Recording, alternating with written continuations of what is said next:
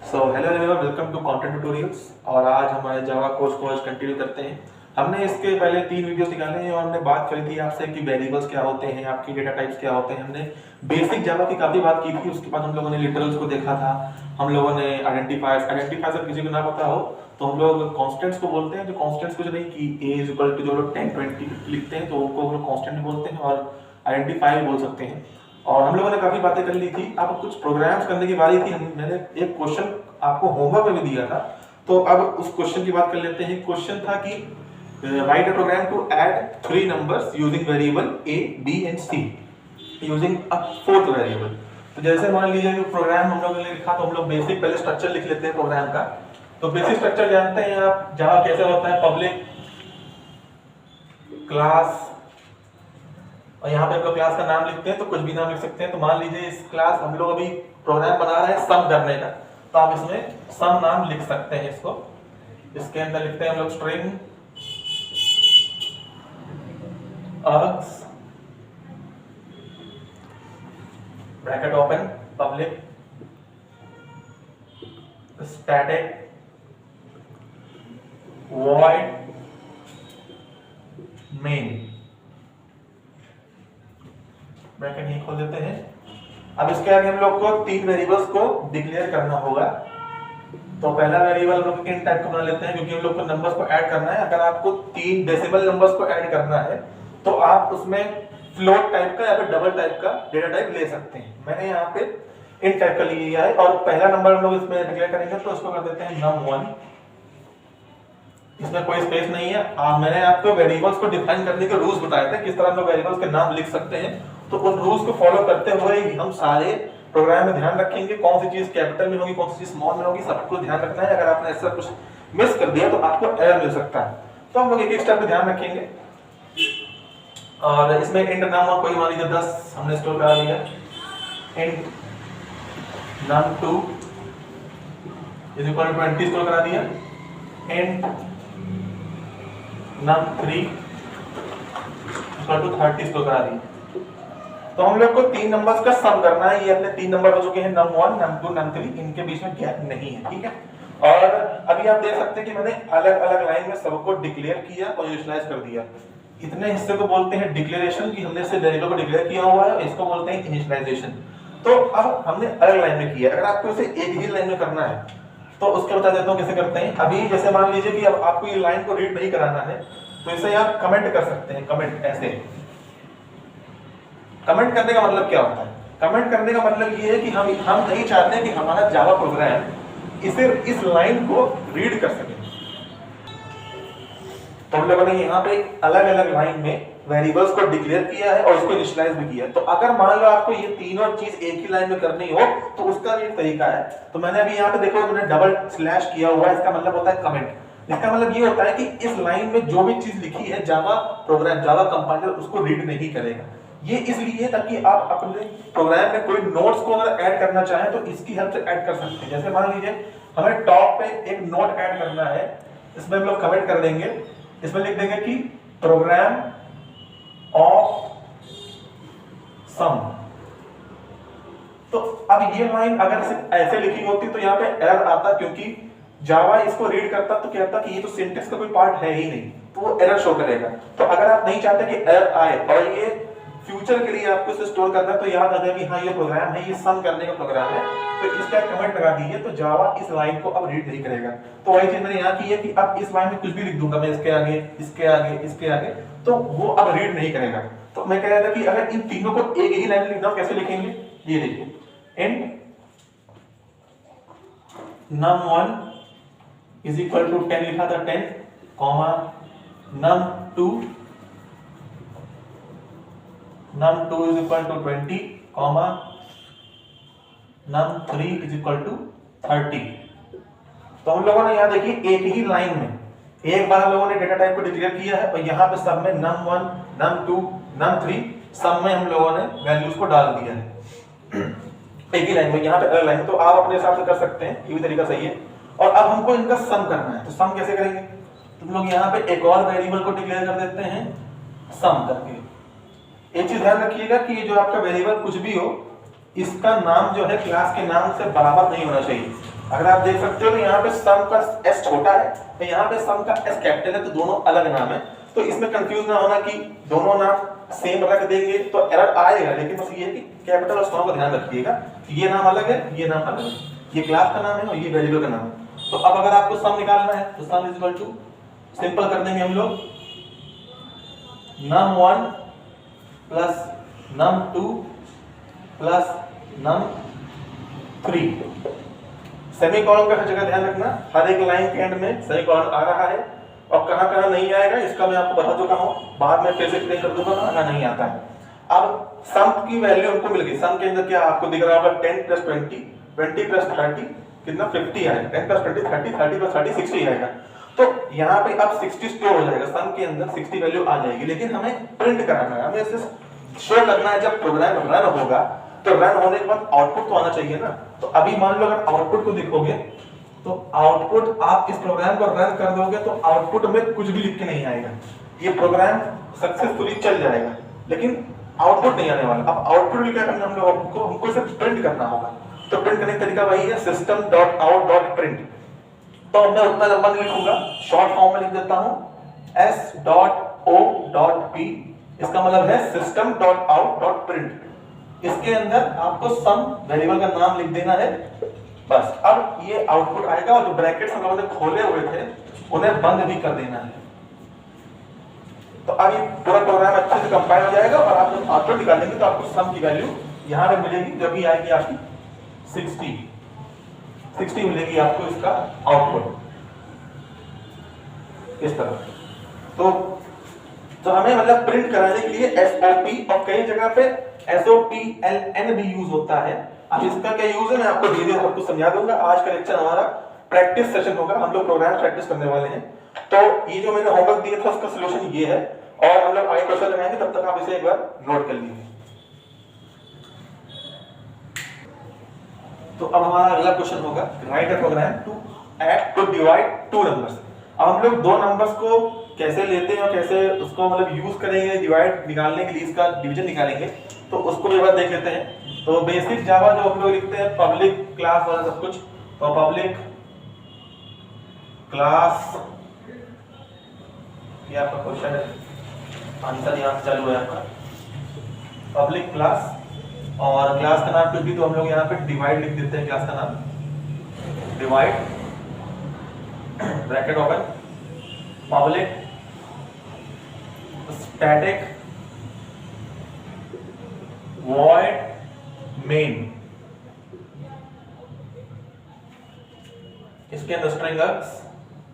आप लोग कई लोग सोच रहे होंगे कि हम लोग बार ब्रैकेट के अंदर ये स्ट्रिंग अर्ग्स को क्यों लिखते हैं, इसका एक इंपॉर्टेंट रोल है, लेकिन अगर मैं आपको अभी समझा दूंगा तो थोड़ा सा आप कंफ्यूज हो सकते हैं, इसलिए हर एक चीज समय के साथ तो चलेगी, जब समय आ जाएगा समझाने का तो मैं आपको समझा दूंगा। इसे इतना समझा दिया देता हूं कि हाँ ये मेन एक फंक्शन होता है और वॉइड का मतलब होता है कुछ नहीं। अब ये सब आपको एक साथ समझा दूंगा, कंफ्यूज हो सकते हो, इसलिए हम लोग इसे आगे डिस्कस जरूर करेंगे। तो इसका हमने ब्रैकेट खोल लिया। अब हमें दो नंबर्स को डिवाइड करना है, दो नंबर्स को डिवाइड करने के लिए दो नंबर दो वेरिएबल बना के उसके अंदर वैल्यू को स्टोर कराना होगा। तो पहले हम लोग एक नंबर मान लेते हैं इंट टाइप का रखना हो, चाहे आप किसी टाइप का रख सकते हो, आपके ऊपर है। तो मैं इंट टाइप का ले रहा हूं इंट, और वेरिएबल का नाम num1 पहला नंबर, इसके अंदर आपने कुछ भी मान लीजिए 5 स्टोर करा दिया, और यहीं पे हम लोग कर देते हैं साथ साथ में num2 में हम लोगों ने 2 स्टोर करा दिया, और एक वेरिएबल बना रहे हैं हम लोग रिजल्ट का, r कर देते हैं, r का मतलब है रिजल्ट, r इन दोनों रिजल्ट क्या है। अब रिजल्ट की वैल्यू क्या होगी, result equal to num1 divided by num2। तो अब r के अंदर num1 डिवाइडेड बाय num2 5/2 की वैल्यू r के अंदर आ जाएगी, लेकिन इसको प्रिंट कराने के लिए हम लोगों को यूज करना पड़ेगा SOP, system.out.println।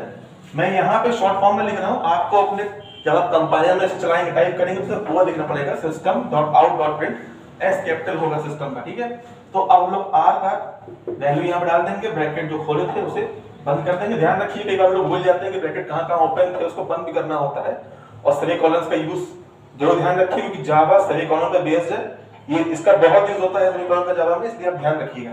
अच्छा, अब आप बताइए, मैं आपको 2 सेकंड का टाइम दे रहा हूं, आप इस वीडियो को पॉज कीजिए और थोड़ा सोचिए कि इसका आंसर आएगा क्या। num1 by num2 5/2 का आंसर जब प्रिंट होगा वहां पे, जब ये यहां पे प्रिंट होगा तो आउटपुट में क्या आएगा। 2 सेकंड वीडियो को पॉज कीजिए और उसके बाद देखिए।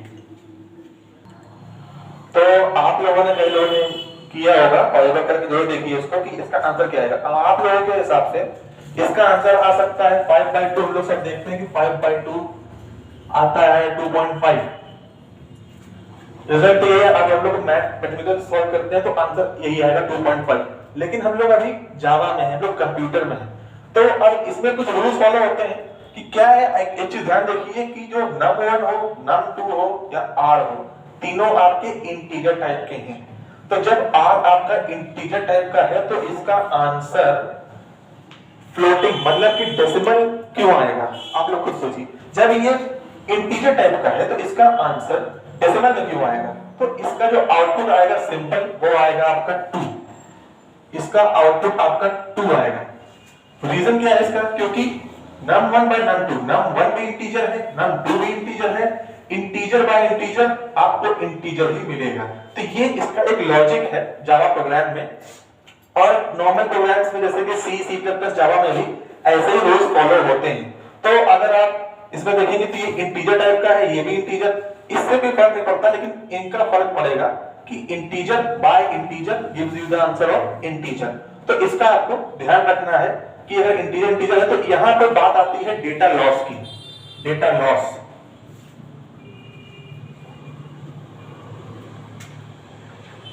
डेटा लॉस की बात आती है यहां पे कि सपोज मान लीजिए आपने बहुत बड़ा मतलब कि डिवीजन हो गया, सब्सट्रैक्शन हो गया, एडिशन हो गया, उसमें बीच बीच में इंटीजर टाइप के नंबर्स भी हो, फ्लोट टाइप के नंबर्स भी हो, और रिजल्ट आप चाहते हो कि पॉइंट में आए।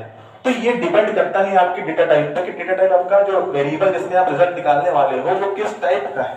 यहाँ पे r इंटीजर टाइप का है तो इसलिए आंसर भी इंटीजर नहीं आएगा, आउटपुट आपका 2 आएगा, ना ही कि 2.5। 2.5 आपका ये नहीं आएगा, आंसर आपका यही आएगा। तो इसे आपको ध्यान रखना है। और इसकी भी एक ट्रिक बता देते हैं कि इसको ध्यान कैसे रखना है आपको। तो इसमें एक चीज ये देखिए, जैसे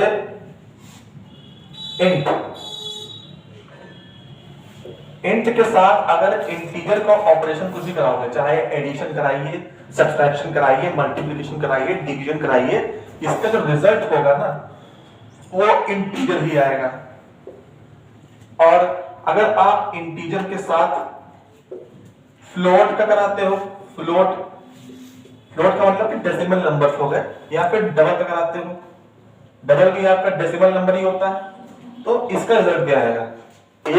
एक वेरिएबल आपका इंटीजर हो गया, एक वेरिएबल आपका फ्लोट हो गया। वेरिएबल मान लेते हैं कि वेरिएबल a और वेरिएबल b, इसका हमने कराया सम, इसका सम करा रहे हैं तो आंसर भी सम आएगा, और इसका भी अगर सम करा रहे हैं तब क्या आंसर आएगा। ये इंटीजर है, एक फ्लोट है या फिर डबल कुछ भी है, तो आंसर क्या आएगा। मतलब कि एक प्योर आपका अरिथमेटिक नंबर, मतलब कि इसमें कोई पॉइंट नहीं लगते हैं और इसमें पॉइंट लगा हुआ है, ए में पॉइंट नहीं है, बी में पॉइंट्स है, तो आंसर में क्या आएगा। आंसर में आपका फ्लोट या फिर डबल टाइप का ही आंसर आएगा। इसका मतलब ये है कि कोई भी अगर एक भी इनमें से फ्लोट या डबल हो गया ए या बी में से, तो आंसर भी आपका डेसिमल में आएगा। मतलब कोई भी इनमें से डेसिमल नंबर हो गया, एक भी, चाहे ए हो चाहे बी हो या फिर दोनों ही क्यों ना हो जाए, आंसर आपका फ्लोट डबल में आएगा। अब अगर बात कर ले जैसे दोनों ही अगर फ्लोट हो जाए, अगर आपके फ्लोट टाइप के नंबर हो जाए दोनों, देखिए फ्लोट और डबल में कोई अंतर नहीं है। फ्लोट भी आपका डेसिमल नंबर स्टोर करता है और डबल भी आपका डेसिमल नंबर स्टोर करता है, लेकिन फ्लोट थोड़ा छोटा डेसिमल नंबर स्टोर करेगा और डबल आपका बड़ा डेसिमल नंबर स्टोर करेगा। तो इनमें कोई अंतर नहीं है, पॉइंट दोनों में ही आते हैं। तो इसका और इसका सम करोगे, रिजल्ट आपका जाहिर सी बात है फ्लोट ही आना है, फ्लोट टाइप में। तो ये आपको ध्यान रखना है। अब ये जो ऑपरेशन लिखे हैं मैंने बीच में, ये अगर मैं इसको डिवाइड कर दूं इस तरह, ये आपका इधर से इतना डिवाइड कर देते हैं यहां तक,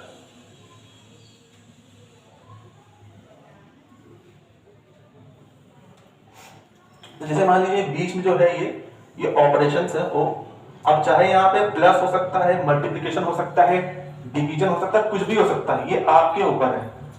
प्लस हो कॉमा माइनस हो कॉमा डिवीजन हो कॉमा मल्टीप्लिकेशन हो, कुछ भी हो। सिमिलर टू यहाँ पे भी प्लस हो माइनस हो डिवीजन हो मल्टीप्लिकेशन हो, यहाँ पे भी आपका प्लस हो माइनस हो डिवीजन हो या फिर मल्टीप्लिकेशन हो, कुछ भी हो, आंसर आपका ऐसे ही आएगा कि इंट टाइप का हो ए, इंट टाइप का हो बी, इंट टाइप का ए हो, फ्लोट टाइप की अगर बी हो तो आंसर फ्लोट, दोनों ही अगर फ्लोट टाइप के हो तो आंसर फ्लोट। तो ये डिपेंड करता है कि यहाँ पे आपका आंसर जो है किस पे डिपेंड कर रहा है, दोनों वेरिएबल्स पे, ए पे और बी पे। तो ये तुमने बात कर ली जो इक्वल टू के इस साइड होंगे, ये यहाँ पे भी इक्वल टू लगा हुआ है, इक्वल टू के इस साइड की बात कर ली कि जब ये आपस में कुछ भी होंगे, अभी यहाँ पे डिवाइड हो रहा है ना, तो num1 इंटीजर टाइप का, num2 इंटीजर टाइप का, तो आंसर आएगा इंटीजर में। लेकिन इस पे बहुत सी चीजें डिपेंड करती हैं कि इससे क्या मतलब होगा। आर आपका इन टाइप का वेरिएबल है जिसमें रिजल्ट आने वाला है, तो इस पे भी डिपेंड करती है चीजें, इसके बारे में बात करेंगे। तो ये हमारा दूसरा क्वेश्चन है और ये इंपॉर्टेंट पॉइंट है यहाँ पे, ये काफी इंपॉर्टेंट है, इसे आपको ध्यान रखना है। इसके आगे आप हैशटैग लगा लीजिए, इसे नोट कर लीजिए अच्छे से और इसे भी एक बार नोट कर लीजिए। तो यार अब तक हम लोगों ने दो क्वेश्चंस देख लिए हैं, कैसे हम लोग मल्टीप्लिकेशन डिवीजन और सम के दो क्वेश्चंस करे हुए हैं। अब जरा मैंने आपको भी कुछ समझाया था यहाँ पे और इंट फ्लोट टाइप के बारे में, तो अब थोड़ा सा उस पे डिटेल में जाते हैं, थोड़ा सा उस पे कॉपी क्लियर कर लेते हैं, उसके बाद हम लोग क्वेश्चंस को आगे लगाएंगे। तो मैंने आपसे कहा था अब मैं तो प्रोग्राम लिखूंगा, अभी तक मैं पब्लिक क्लास पूरा लिख रहा था ब्रैकेट ओपन क्लोज करके, पब्लिक स्टैटिक वॉइड मेन करके, लेकिन अब थोड़ा सा जगह कम पड़ जाती है, तो इसलिए मैं मेन पार्ट जो है, जो पब्लिक स्टैटिक वॉइड मेन के अंदर जो लिखते हैं वो मेन पार्ट, उसे हम लोग एक बार लिखते हैं, तो उसी को लिखेंगे हम लोग। वो बात कर लेते हैं जैसे कि इन टाइप का हम लोगों ने एक वेरिएबल बनाया a और b भी आपका इन टाइप का है और c भी आपका इन टाइप का है। तो जैसे कि अगर आप c a plus b करो या फिर c a minus b करो, c a divided by b करो या फिर c a into b करो। अब a b की कुछ भी वैल्यू हो सकती है और c का उस हिसाब से आंसर आएगा, तो उस पर आपको नहीं जानना है। तो मैं बताना क्या चाह रहा हूं, अभी आप देखिए कि a हो चाहे b हो, दोनों इन टाइप के हैं और c भी आपका इन टाइप का है। तो अब आपको पता है कि इंटीजर प्लस इंटीजर का आंसर इंटीजर ही आएगा और यहाँ इंटीजर है तो इंटीजर स्टोर होगा। लेकिन अगर मान लीजिए कि अगर मैं इस c को int से हटा के फ्लोट टाइप का बना दूं, फ्लोट टाइप का मैं बना दूं, फ्लोट छोड़िए मैं इसको डबल टाइप बना देता हूं। डबल फ्लोट में हम लोग को बार बार आखिरी में प्रीफिक्स का यूज करना पड़ता है, तो उससे बचने के लिए हम लोग डबल का यूज कर लेते हैं। डबल में भी डेसिमल नंबर्स ही आते हैं, पता है आपको। अब बताइए कि ये सी डबल टाइप का, मतलब इसके अंदर डेसिमल नंबर स्टोर होते हैं और यहाँ पे a plus b integer type के हैं, कुछ भी ऑपरेशन कर लोगे इंटीजर ही आएगा। तो इसका आउटपुट अगर मैं प्रिंट करने को बोलूं SOP, अगर मैं प्रिंट करने को बोलूंगा तो इसका प्रिंट कराते हैं हम लोग। आउटपुट क्या मान लेते हैं, इसकी वैल्यू कुछ भी हम लोग रख देते हैं। a इज इक्वल टू हम लोगों ने 1 रखा और b इज इक्वल टू हम लोगों ने 2 रखा। अब बताइए जब उसका आउटपुट सिर्फ इस लाइन का, अभी इसको हम लोग कमेंट आउट कर रहे हैं, ये लाइन रीड नहीं होने वाली है, सिर्फ इस लाइन का बताइए कि आउटपुट क्या आने वाला है। तो सपोज अभी यहाँ पे a प्लस b है, 2 सेकंड का वीडियो को पॉज कीजिए और इसको एक बार करके देखिए कि इसका आउटपुट क्या आने वाला है। तो अब जैसे भी हम लोग देख रहे हैं a और b आपका इंटीजर टाइप का है, लेकिन रिजल्ट जो है आपका c मतलब रिजल्ट जो आपका डबल टाइप का, तो आउटपुट क्या आएगा? आउटपुट आपका आएगा 1 + 2 3.0। अब ये 3.0 क्यों आया? एक्चुअल आंसर तो आपका 3 है, तो हमें 0.0 क्यों आएगा? 0.0 इसलिए है क्योंकि आपका ये जो डेटा टाइप है जिसमें आपका रिजल्ट आने वाला है, ये आपका सी आपका डबल टाइप का, मतलब कि ये डेसिमल नंबर को स्टोर करता है। तो भले ही 3 के रिजल्ट में 3 के आगे कोई भी कुछ नहीं आ रहा है, लेकिन इसे अपना काम करना है, इस नंबर को डेसिमल में कन्वर्ट करना है, तो इसने इसके आगे 0.0 कर दिया, इसने अपना काम कर दिया। अब जरा इस लाइन को उठाते हैं, इसको कमेंट करते हैं, इसको कमेंट करते हैं और अब जरा इस लाइन को देखते हैं। इस लाइन को देखेंगे हम लोग। अब इसका हम लोग को रिजल्ट निकालना है यहाँ पे SOP। मैंने यहाँ पे कमेंट किया हुआ है, डबल डैश का मतलब होता है कमेंट की इस लाइन में, इसके आगे, इस कमेंट के आगे कुछ भी रीड नहीं होगा। जहां पे कमेंट नहीं है वही लाइन रीड होगी। इसमें कमेंट नहीं लगाया है तो ये सभी लाइन रीड होगी, ये और ये लाइंस रीड नहीं होगी। तो अब बात करते हैं कि C = A/B। ए आपका इंटीजर है, बी भी आपका इंटीजर है, 1 और 2। अब अगर 1 और 2 को डिवाइड करोगे, मैंने कहा था आपसे कि आप 1 भी आपका अभी आप मैथ्स नहीं पढ़ रहे हैं, आप कंप्यूटर पढ़ रहे हैं, आप जावा पढ़ रहे हैं, तो 1 डिवाइडेड बाय 2, 1 डिवाइडेड बाय 2 आप अगर ऐसे लिखते हैं, आपको पता होगा मैथ्स में अगर इसका आंसर लिखते हैं 0.5, लेकिन ये जावा पढ़ रहे हैं तो इसका आंसर आएगा 1 divided by 2 is equal to 0। क्यों? क्योंकि 1 जो है 1 भी आपका इंट टाइप का है और 2 भी आपका इंट टाइप का है, तो रिजल्ट भी आपका इंट टाइप का ही आने वाला है, रिजल्ट भी आपका इंट टाइप का आने वाला है।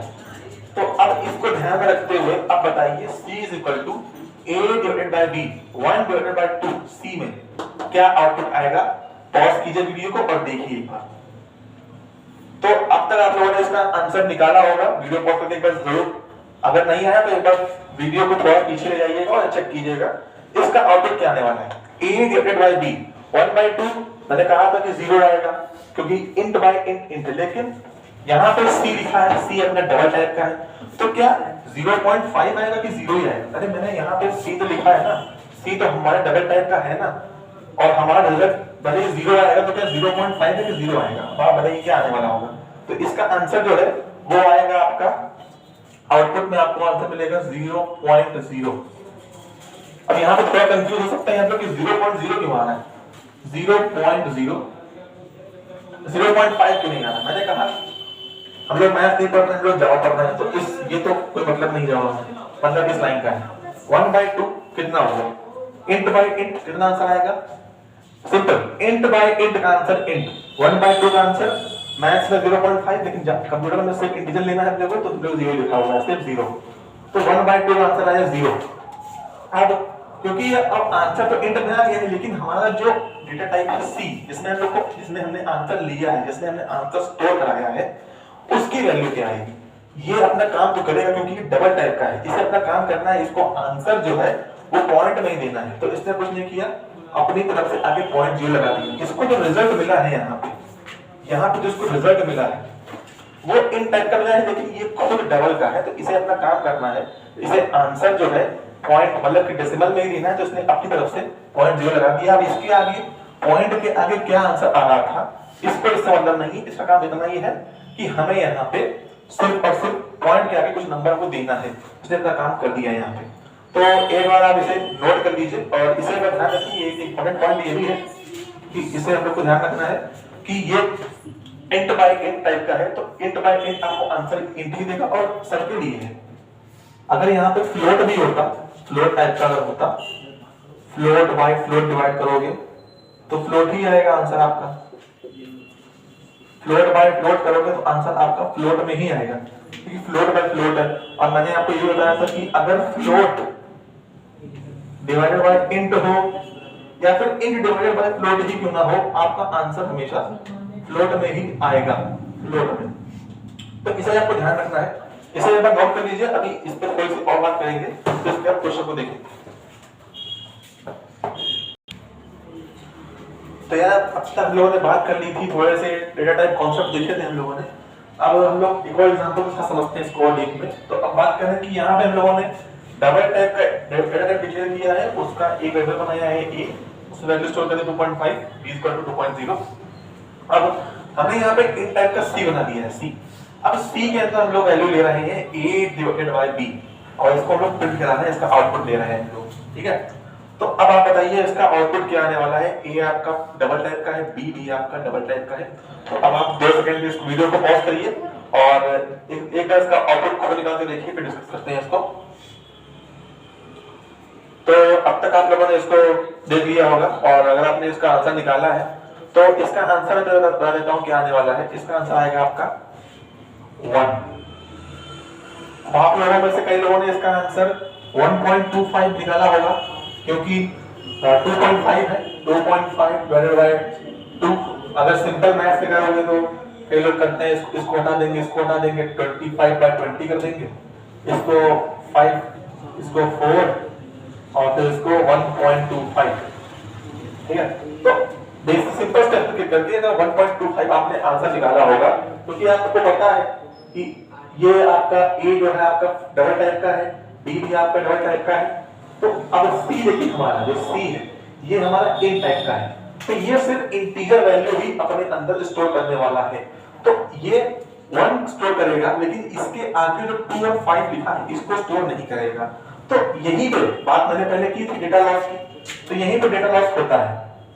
डेटा लॉस का मतलब यही होता है कि मान लो आपने ऐसे ही कोई क्वेश्चन किया, आपको आंसर चाहिए डेसिमल में, लेकिन आपने वेरिएबल यहाँ पे ऐसा लिख दिया है कि वो सिर्फ इंटीजर ले सकता है, तो फिर अब आपकी गलती हो जाएगी यहाँ पे कि अब आप डेसिमल आंसर चाहते हो, लेकिन आपने अपना वेरिएबल जहाँ जिसमें आपको वैल्यू स्टोर करनी है उसको ही आपने इंटीजर टाइप कर दिया है, तो फिर आपकी गलती है। इतना आपको ध्यान रखना होगा।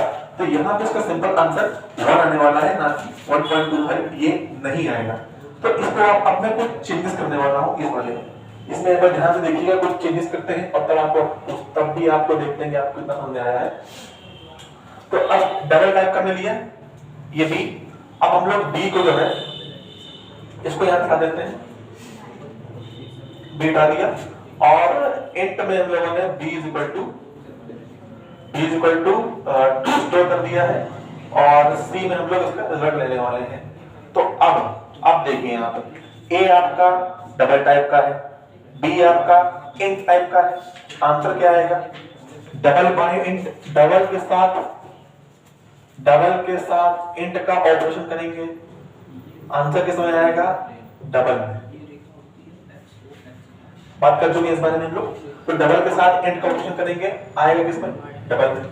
तो अब बताइए इसका आंसर फिर से कितना आएगा, फिर से इसका आंसर अब 1 ही आएगा, फिर से इसका आंसर 1 आएगा। क्यों, आपका क्या है 2.5 है, 2.5 बाय 2 कितना आएगा 1.25, लेकिन हमारा c तो भी वही है, c हमारा अभी इंटीजर टाइप का ही है, तो आंसर भी आपका इंटीजर टाइप में ही आएगा। तो सिंपल ये 1.25 नहीं करेगा, ये अपने अंदर सिर्फ 1 स्टोर कराएगा, तो आउटपुट में भी आपका 1 आएगा। अब अगर मान लो इस c को मैं उठा के यहां पे ले आऊं इस जगह पे, अब आपका a डबल टाइप का, b इन टाइप का, c डबल टाइप का, आंसर कितना। अब आंसर तो आपको यहां तक दिखा ही है कि डबल बाय इंट। अब जरूर नहीं कि डिवीजन में ही मल्टीप्लिकेशन हो, एडिशन और सब्ट्रैक्शन हो, डबल के साथ इंट का करोगे आंसर डबल आएगा। तो यहां पे भी आंसर डबल ही आने वाला है, क्योंकि डबल मतलब पॉइंट में कि ये डबल टाइप का a, b आपका इन टाइप का, डबल बाय इंट डबल आएगा। और c, अब c जो है आपका, अब c जो है आपका डेटा टाइप बन चुका है डबल का। अब ये कहां पे आंसर आने वाला है 1.25। अब इसका आंसर 1.25 आएगा। क्यों, क्योंकि अब आपने c को डबल टाइप कर दिया है, अब ये डेसिमल नंबर अपने अंदर स्टोर कर सकता है पूरी वैल्यू के साथ। अब यहाँ पे कोई डेटा लॉस नहीं हो रहा है, यहाँ पे कोई भी डेटा लॉस अब नहीं होगा, क्योंकि आपने c जो है आपका, c को आपने डबल टाइप का रख दिया और a और b से मतलब नहीं, क्योंकि जितनी वैल्यू a बाय b की आ रही थी अब पूरी की पूरी वैल्यू c में स्टोर हो सकती है। तो ये आपको एडवांटेज मिल गया है यहाँ पे, अब पूरी वैल्यू यहाँ पे आ चुकी है, कोई डेटा लॉस नहीं हो रहा है, कोई डेटा लॉस नहीं होगा आपका यहाँ पे। तो इतना आपको ध्यान रखना होगा कि अगर इंट बाय इंट कर भी रहे हैं, इंट बाय इंट कर रहे हो या इंट कर रहे हो इंट में, तो जाहिर सी बात है इंट ही आएगा। 5/4 किया, 5/4 करोगे अगर, सबको पता है कि 5/4 करो 3.3/2 करो, कुछ भी करो 1.5 आना है मैथ के साथ। लेकिन अगर आपने 3/2 किया तो इसका आंसर 1 ही आएगा। क्यों, क्योंकि ये इंट टाइप के, इंट बाय इंट है। अगर यहाँ पे सिर्फ अगर आप 3.0 करके उसको डिवाइड करोगे, हाँ, तब आपका आंसर आपको पॉइंट में मिल जाएगा, क्योंकि एक है डबल टाइप का, एक है इंट टाइप का। तो अब आपको आंसर मिल जाएगा 1.5।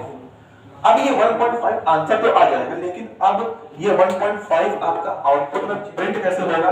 अब जाहिर सी बात है 1.5 आप किसी वेरिएबल में वैल्यू लो, अब वो वेरिएबल आपने अगर इंट टाइप कर दिया, इंट टाइप कर, तो भैया सिर्फ तब आपका आउटपुट सिर्फ 1 आएगा, तब आपका आउटपुट सिर्फ 1 आएगा। अगर आपने इस वैल्यू को किसी ऐसे वेरिएबल में स्टोर करा दिया जो कि इंट टाइप का है, तब आपका आंसर 1 ही आएगा। लेकिन अगर आपने इस वैल्यू को ऐसे वेरिएबल में स्टोर करा है जो कि फ्लोट टाइप का है, तब आपका पूरा आंसर ये शो कर देगा।